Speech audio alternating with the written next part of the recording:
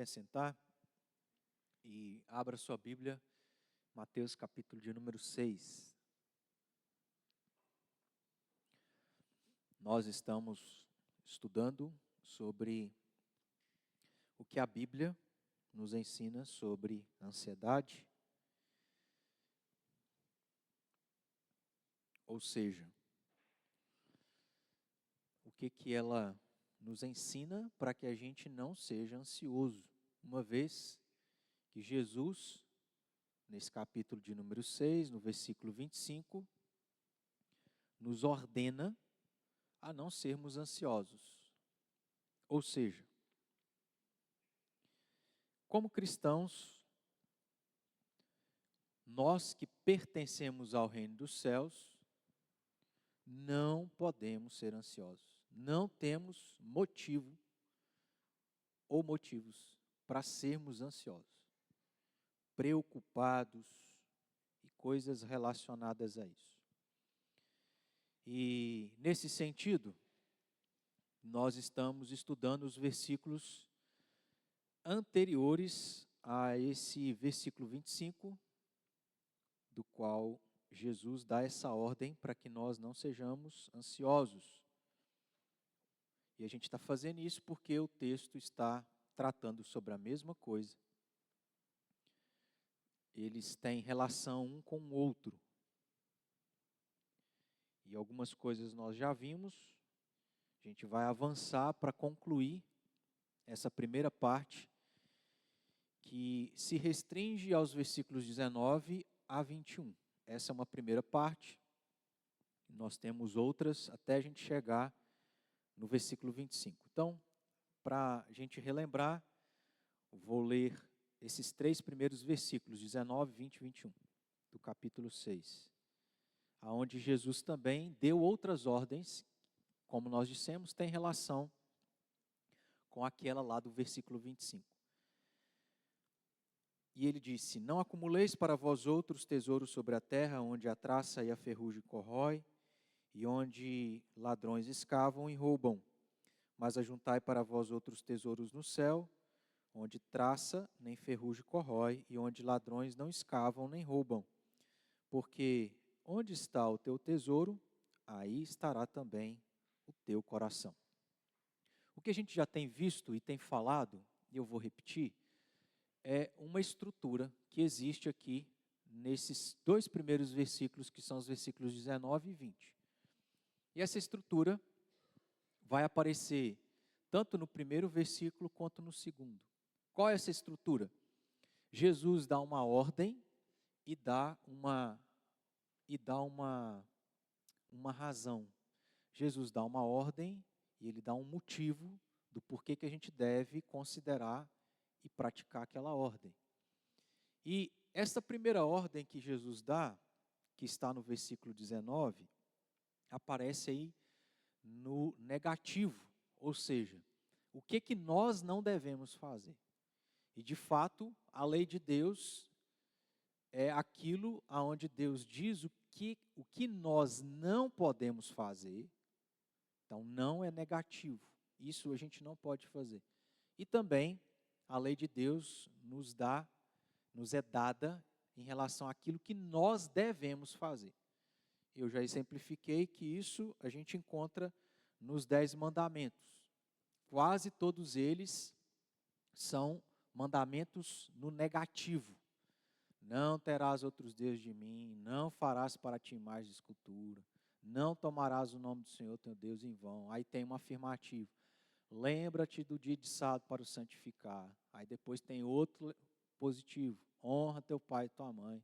E os demais são todos no negativo. A gente sempre vai ter esses dois aspectos da lei, o que a gente não deve fazer e o que a gente deve fazer. Isso acontece aqui. O versículo 19 é essa ordem daquilo que não devemos fazer para nós não sermos ansiosos.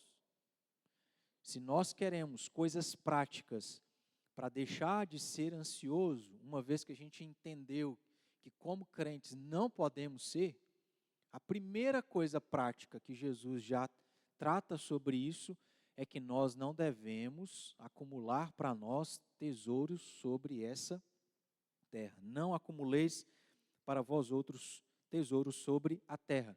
E aí, como eu disse, nessa estrutura, ele vai dar a razão e o motivo do porquê que não devemos fazer isso. Ou melhor, não devemos fazer o que ele está dizendo.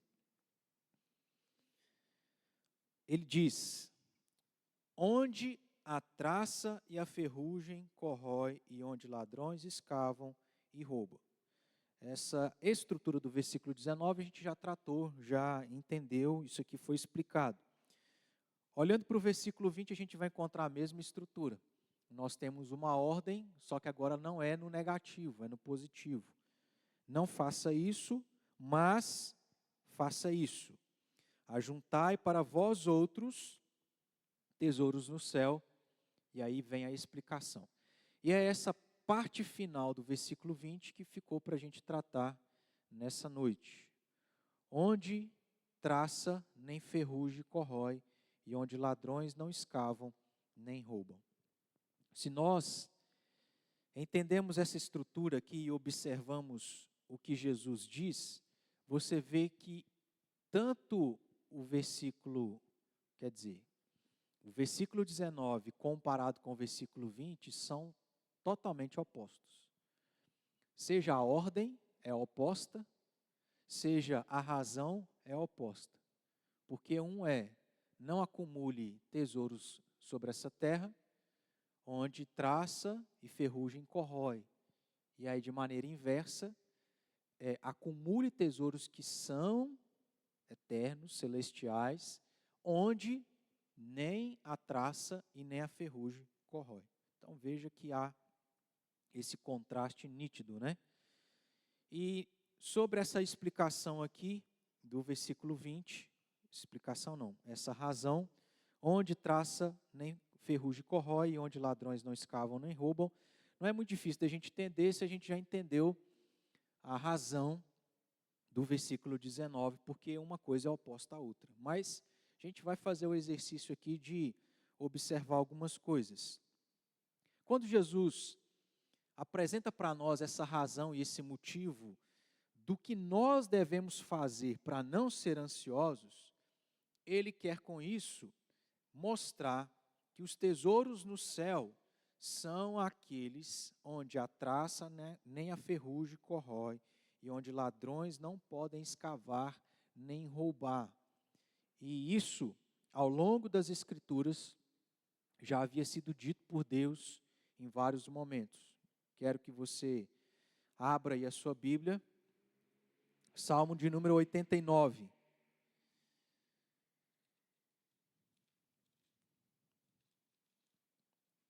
Salmo 89, versículo 33.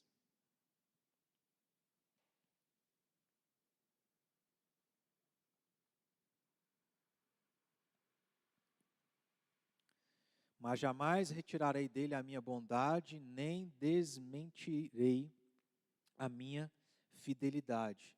O que isso aqui mostra para nós? Que estas coisas vêm da parte de Deus, são espirituais, em relação tanto à fidelidade de Deus, quanto à sua bondade, são coisas permanentes, são coisas que nós não deixamos de ter, são coisas que vamos continuar tendo. Então a gente vê essa ideia daquilo que é espiritual é aquilo que sempre permanece. Também temos lá no Evangelho de João, capítulo 3, versículo 16. O que está lá em 3,16? Quem se lembra aí?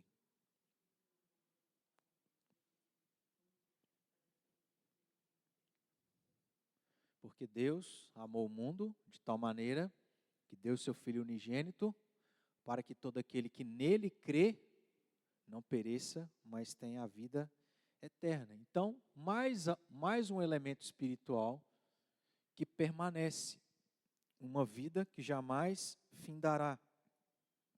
Aí o capítulo 4 também de João, versículo 14. Quem pode ler para nós, por favor?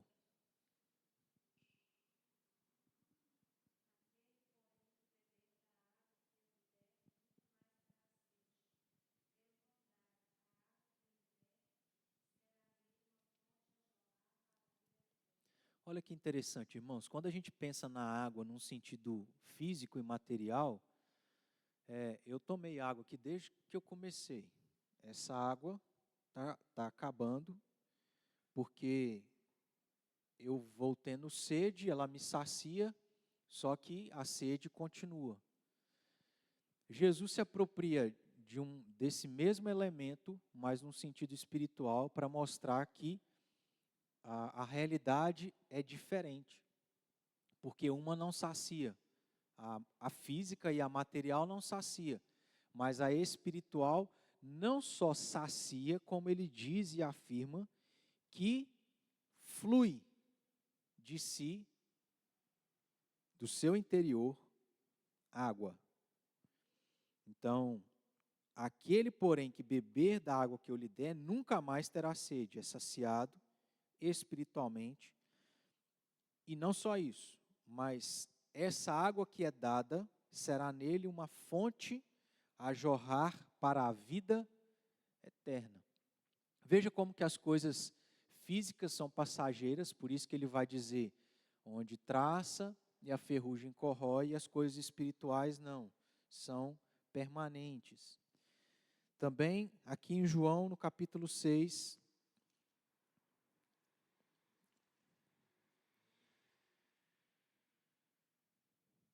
versículos 37 e 39.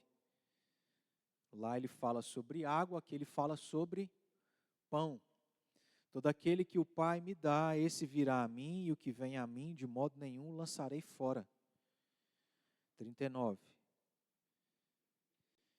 E a vontade de quem me enviou é esta, que nenhum eu perca de todos os que me deu, pelo contrário, eu ressuscitarei no último dia. É a ideia de que uma vez que você recebe de Deus, através de Jesus, a salvação, isso é para a vida inteira, para a vida eterna. Capítulo 10 de João também.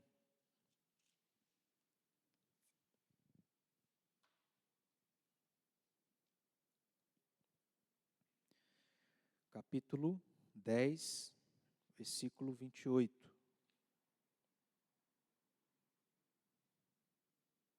Eu lhes dou a vida eterna, jamais perecerão, e ninguém as arrebatará da minha mão. Aí temos também algumas passagens aqui em Romanos, no capítulo 8, como lemos aqui na liturgia, mas outros versículos. Capítulo 8, versículo 28 e 29.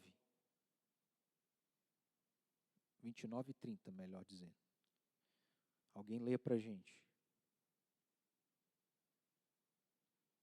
Romanos 8, 29 e 30.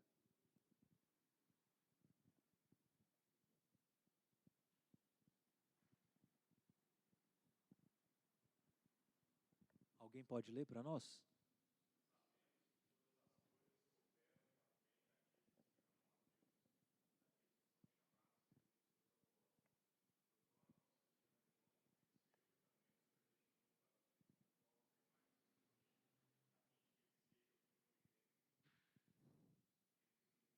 Trinta.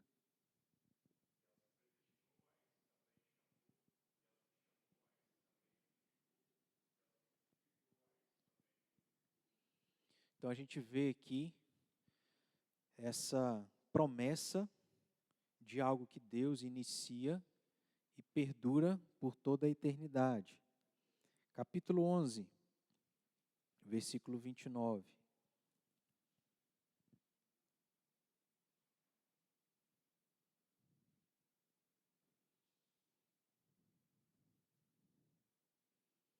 Alguém lê para a gente.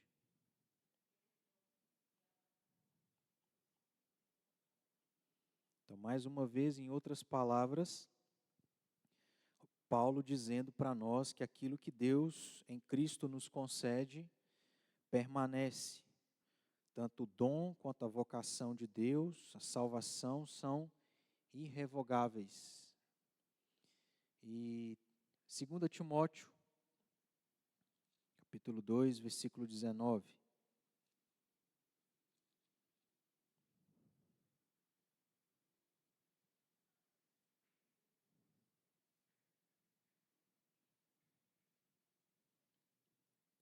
Segunda Timóteo 2:19. Lê para nós, dona Lúcia.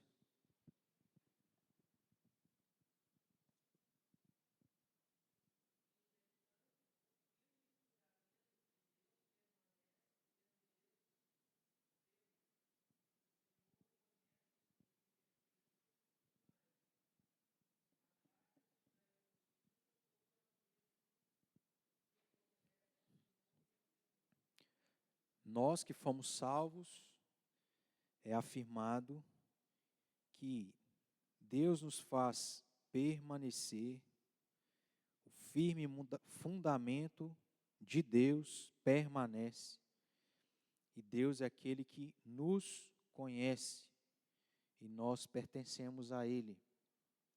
Também, por fim, aqui, 1 Pedro, capítulo 1,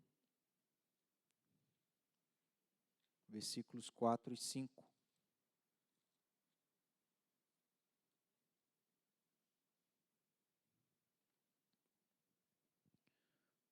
Lê para a gente, Ana Maria.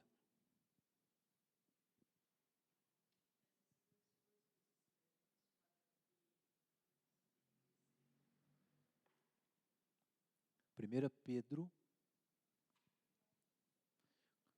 4 e 5.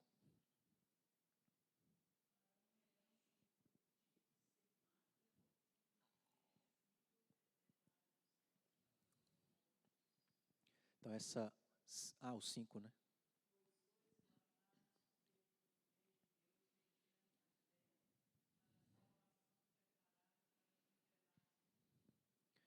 A gente já estudou sobre esse texto, mas olha que precioso o que é afirmado sobre a nossa salvação. É que aqui na linguagem de Pedro, ele chama de herança, sendo uma herança incorruptível, sem mácula, imarcessível, ou seja, algo que não pode ser contaminado, algo que não pode perecer, algo que não pode perder valor, algo que não pode ser destruído. Tudo isso em relação à nossa salvação. E é por isso que a gente pode estar seguros de que, ao crer em Cristo Jesus, nós estamos de fato salvos. Nada nos separa. Aí continua no versículo 4. Herança essa reservada nos céus para vós outros. Olha só, que sois guardados através do quê? Não é pelo nosso poder ou por qualquer outra coisa, mas pelo poder de Deus, mediante a fé nele. Uma vez que a nossa fé em Deus, uma vez que temos fé em Deus, nós somos guardados para a salvação preparada para revelar-se no último tempo. Temos essas passagens todas para exemplificar o que Jesus estava apresentando como razão do porquê que devemos exercer, colocar em prática aquela ordem de, ao invés de acumular tesouros dessa terra, acumularmos, priorizarmos e investirmos nas coisas eternas e espirituais, ou nas coisas espirituais, porque estas coisas espirituais são eternas, assim como a nossa salvação. E a ideia, a gente já falou isso aqui, é a gente entender que são dois tipos de investimento. Então nós temos o investimento das coisas materiais, que estão claras para nós, que são coisas que perdem o seu valor, se destroem, são coisas que podem ser roubadas e tomadas de nós. Então esse é um primeiro investimento que nós temos. E um segundo investimento é aquele que nada dessas coisas acontece. E aqui, o que é o problema? É que se a gente investe nas coisas que são dessa vida, dificilmente a gente não vai se preocupar, uma vez que a gente sabe que elas perdem o valor, que elas podem quebrar, elas podem perder o seu valor, de que elas podem ser roubadas e tomadas de nós. E aí, a consequência é a preocupação e a ansiedade. Agora, as coisas espirituais não, elas permanecem. Então, essa aqui é a ideia do que Jesus está dizendo e apresentando a razão. Mas fica uma pergunta, né?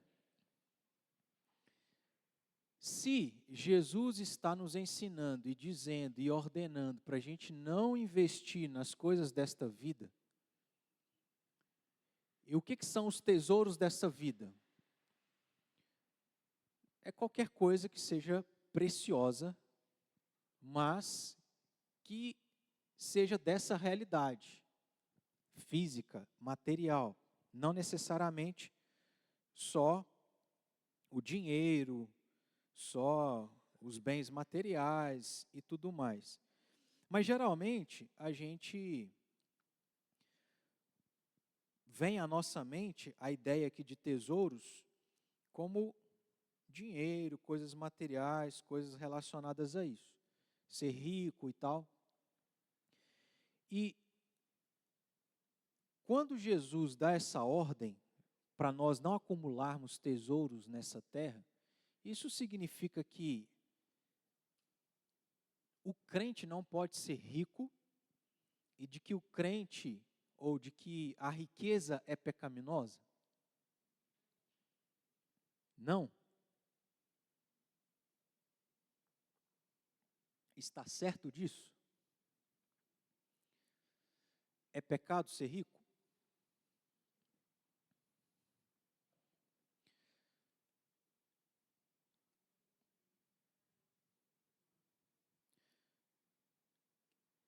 Ser rico ou fazer provisão para as necessidades físicas futuras é errado?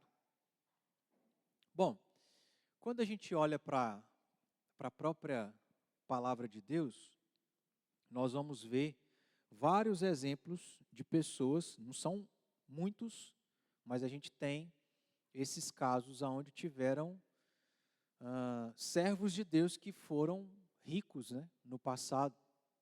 Nós temos, por exemplo, aí, quem que vem à sua mente de um servo de Deus do passado que foi rico, que a Bíblia narra para nós a história? Então temos Abraão, Jó, José, Salomão, Davi, tantos aqui, né, para mostrar que de fato isso não é problema e na verdade o próprio Deus é quem concede riqueza. Então, não necessariamente ser rico, procurar ter provisão para o futuro é pecaminoso. Deus não condenou José por aconselhar Faraó a armazenar grão para o uso futuro, nem tampouco Salomão estava errado em utilizar a formiga como exemplo de bom senso, revelando que elas fazem provisão durante o verão para ter as necessidades no inverno. A gente vê nas escrituras que negócios e bancos são estimulados, e a gente pode inferir isso, né? O próprio Deus estimula isso em algumas parábolas. A gente também já citou aqui o próprio Abraão, que era amigo de Deus.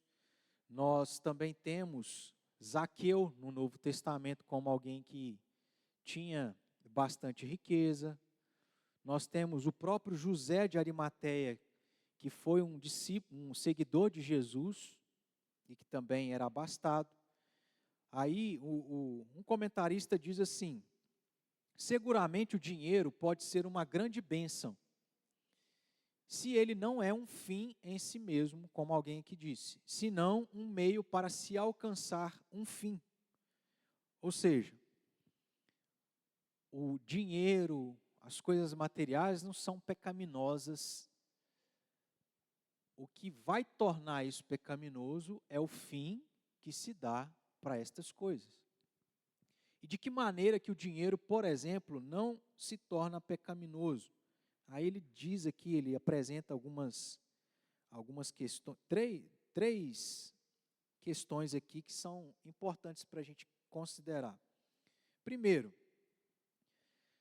se temos riqueza e essas riquezas são para impedir que a família de alguém se constitua num pesado fardo para outros, então é válido, é bênção. Segundo, para socorrer aqueles que estão em aperto. E terceiro, para estimular a obra do Evangelho na própria pátria e no estrangeiro. Tudo para a glória de Deus. A gente vê que aquilo que Jesus está ordenando se torna uma preocupação na nossa vida a partir do momento que a gente direciona a nossa vida para aquilo e faz a nossa vida tudo envolver essas questões. Agora, quando Deus nos abençoa, quando Deus nos proporciona ter esses recursos, e eles não são para nós um fim em si mesmos, eles não são para nós deuses, a nossa segurança, pelo contrário, são coisas das quais a gente entende que Deus nos proporciona recursos para a gente ajudar outros, inclusive, né, isso tudo tem a ver com o reino de Deus, é isso mesmo. Quando a gente olha aqui para o versículo 33 do capítulo 6, é mais ou menos essa ideia. Quando Jesus disse, buscar em primeiro lugar o seu reino e a sua justiça. Então, nem todos serão ricos, mas muitos fazem da sua vida isso como objetivo. E a vida dele gira em torno apenas disso. E os recursos que ele tem é apenas para si mesmo. Agora, quando tudo na nossa vida é convergido para cumprir essa ordem do versículo 33, nós estamos cumprindo, nós estamos agradando a Deus. Porque a nossa prioridade é o reino de Deus, que aí vai envolver o próximo, que vai envolver a obra de Deus e etc. Então a gente abre esse parênteses para entender que, em si, riqueza, coisas materiais não são um problema. Mas existe uma questão bem preocupante para a gente considerar, que é aquilo que está no versículo 21. Jesus encerra aqui essa parte, depois de dar essas ordens, depois de apresentar as razões do porquê que a gente tem que fazer uma coisa e não outra, para não sermos ansiosos, porque ele diz no versículo 21, onde está o teu tesouro, aí estará também o teu coração. E aonde está o nosso tesouro? Se são nestas coisas, vai trazer a nós preocupação e ansiedade. Acumular riquezas é um hábito cheio, nós vimos aqui que não é necessariamente pecaminoso, mas acumular riquezas é um hábito cheio de perigos espirituais. Então abra aí em Mateus 19, versículo 24. A gente conhece a passagem.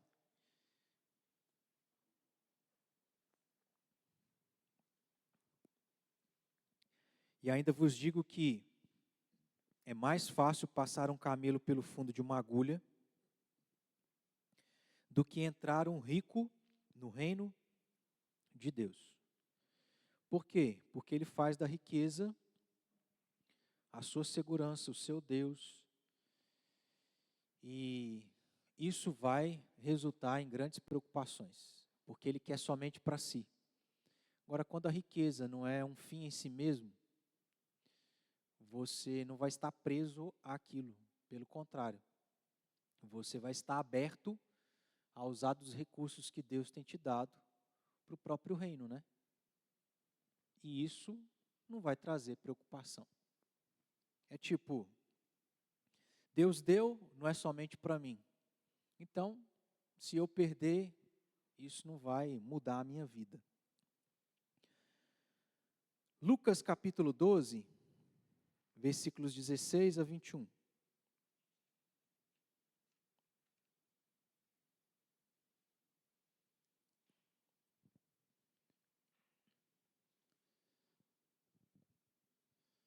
Lucas 16, 12, 16 a 21.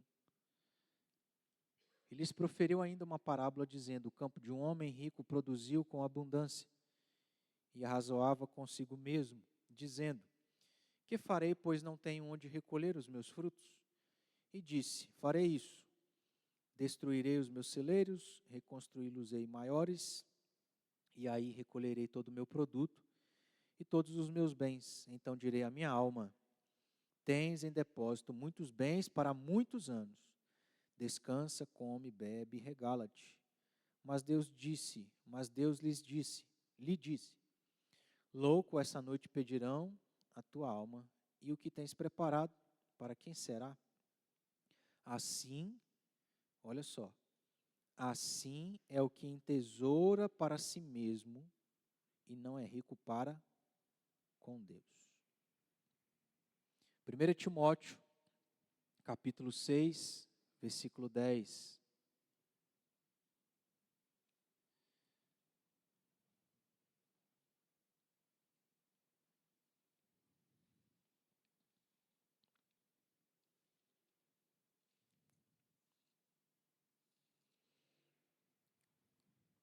Porque o amor do dinheiro é a raiz de todos os males, e alguns nessa cobiça, olha como que é problemático, se desviaram da fé e a si mesmos, olha só, irmãos, se atormentaram com muitas dores.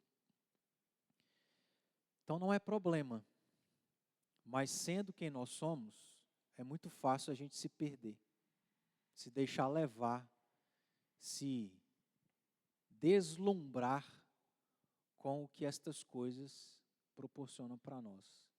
E aí nós estamos falando especificamente de coisas materiais, mais especificamente do próprio dinheiro. O dinheiro pode ser igualmente uma armadilha. Aí nós temos o exemplo de Judas, que traiu Jesus por causa de 30 moedas, né? Naturalmente, se o verdadeiro tesouro de uma pessoa, seu propósito último em todos os seus esforços, é algo que pertence a esta terra, por exemplo, a aquisição de dinheiro, fama, popularidade, prestígio, poder, então o seu coração, o próprio centro de sua vida, será completamente absorvido por esse objetivo mundano. Aí, aqui, irmãos, a gente pode, assim, abrir um parênteses para pensar em relação à própria igreja, né? Por exemplo, quando a gente entende que a igreja necessita de recursos financeiros da parte dos irmãos, dos membros, e quantos crentes têm dificuldade de poder contribuir dessa forma de maneira mensal. Talvez por essas dificuldades de fazer com que o dinheiro e as coisas materiais se tornem um fim em si mesmas, né? Sejam absorvidos por esse objetivo de acumular o dinheiro para si mesmo e não utilizar isso para outros fins, para a igreja, para as pessoas, etc. Todas as suas atividades, mesmo aquelas que são de caráter religioso, serão subservientes a este único propósito. Por outro lado, se movido por sincera humildade e gratidão a Deus, faz do reino de Deus o seu tesouro, ou seja, o reconhecimento deleitoso da soberania de Deus em sua própria vida e em cada esfera da mesma. Então, é ali também onde estará o seu coração. Nesse caso, o dinheiro será uma ajuda, não um entrave ou uma preocupação. A ideia para a gente concluir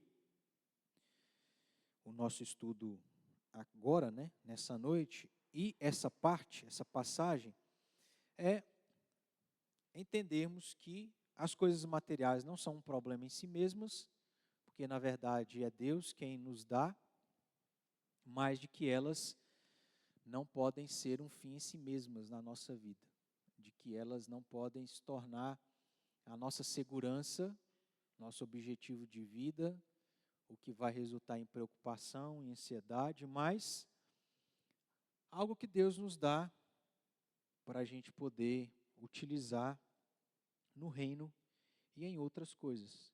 Nesse sentido, irmãos, o que a gente pode encerrar para aplicar na nossa vida é nós considerarmos essas verdades que Jesus diz, é nós entendermos que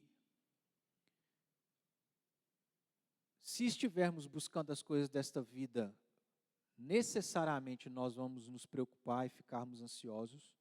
É nós considerarmos o fato de que existem aqueles investimentos que são passageiros e perecem, se perdem, aqueles que são eternos.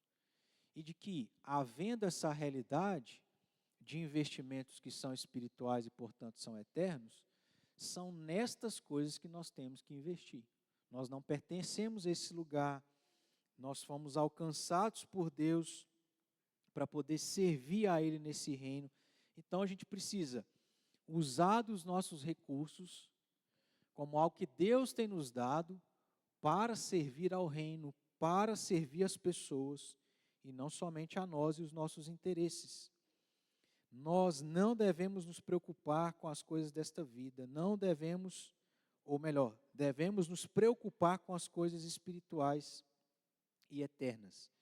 Jesus diz lá em Lucas capítulo 12, versículos 33 e 34 assim: vendei os vossos bens e dai esmola, fazei para vós outros bolsas que não desgastem, tesouro inextinguível nos céus, onde não chega o ladrão, nem a traça consome, porque onde está o vosso tesouro, aí estará também o vosso coração. É o texto paralelo.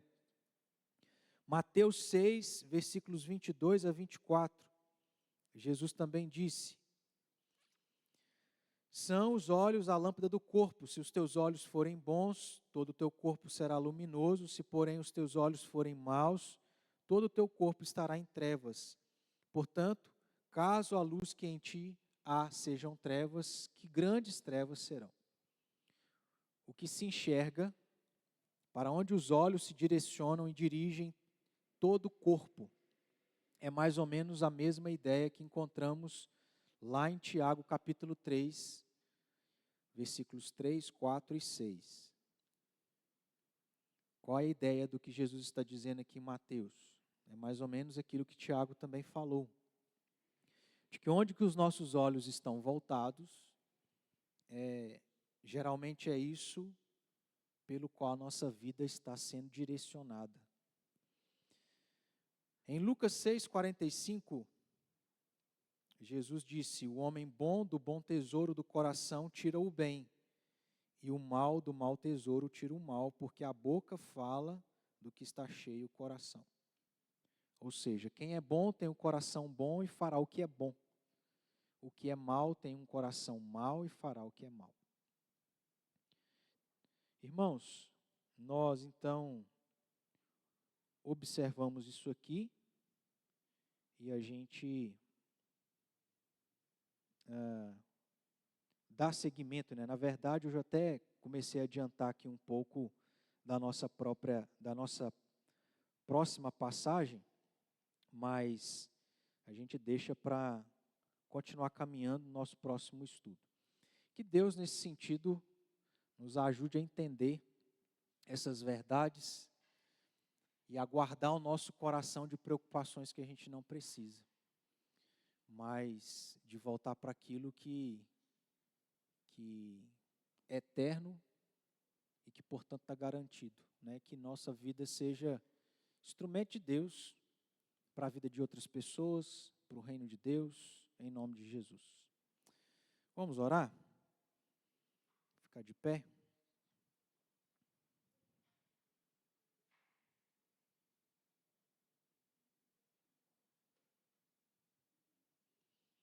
Oremos. Senhor Deus, queremos agradecer, porque o Senhor nos deu a oportunidade de, já em alguns estudos, considerarmos aquilo que o Teu Filho Jesus nos ensinou, de maneira simples, repetida, como a gente viu aqui nesses 2 versículos, do que nós não devemos fazer e daquilo que a gente precisa fazer para deixarmos de ser ansiosos e preocupados,